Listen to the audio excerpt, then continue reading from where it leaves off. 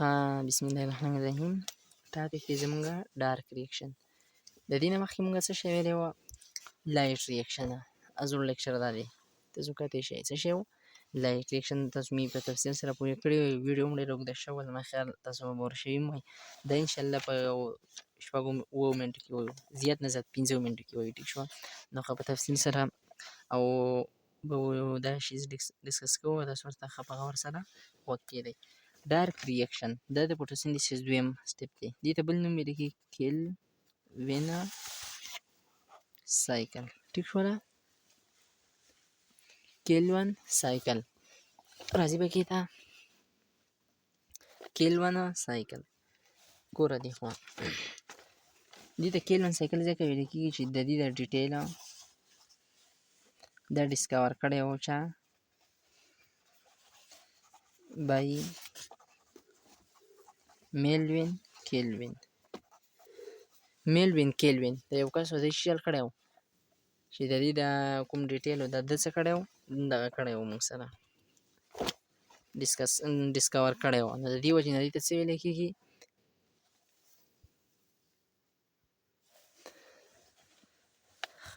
چا ډسکور کړی و د ده دا ډیټیل؟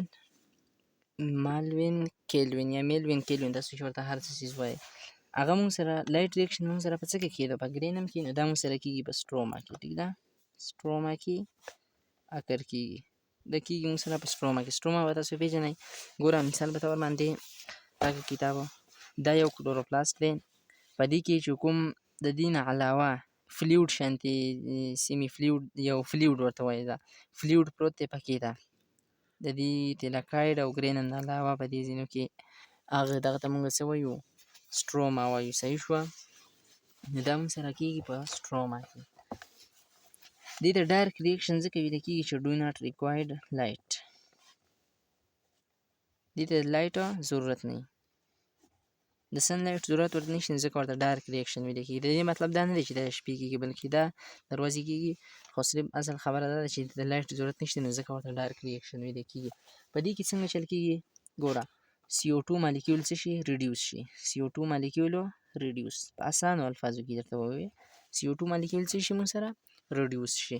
د CO2 مالیکول ریډکشن مطلب دا دی چې دې سره به څه راوځي کېږي؟ هایدروجن به راوځي کېږي. دی چې کله ریډیوس شي، د دې مطلب دا شي دې نه به کاربوهایډریټ جوړ شي. ټو میک کاربوهایډریټ، د کاربوهایډریټ جوړولو لپاره به دا څه شي؟ ریډیوس بشي. اوس اصل خبره دا ده چې دا به څنګه ریډیوس کېږي؟ دې ته به هایدروجن د کومه کېږي؟ نو د دې د ریډکشن دپاره وایي چل کېږي د NADPH. دا چې مخکې لایټ ریاکشن کې جوړ شوی و، که تاسو ویډیو نه کتلې هغه وګورئ. په هغې کې څه شی جوړ شوی؟ NADPH. د دې نه به دا هایدروجن څه شي؟ لر به شي. دی به څه شي؟ NADPH. هایدروجن به ترې څه شي؟ جدا به شي. یوه خبره شوه.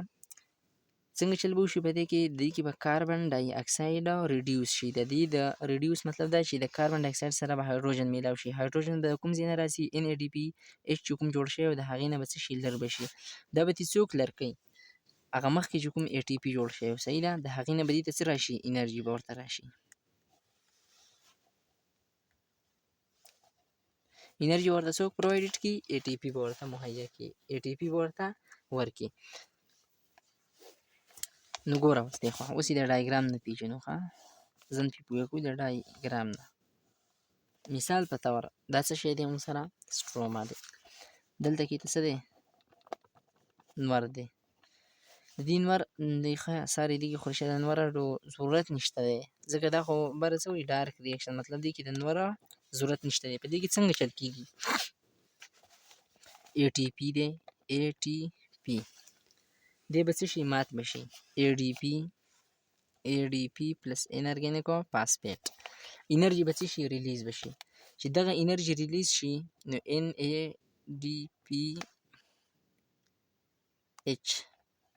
د NADPH نه به څه شی لر کړي؟ هایدروجن به ترې لر کړي. دا به څه شی شي اصل کې موږ سره؟ NADP به پاتې شي. NADP به پاتې شي.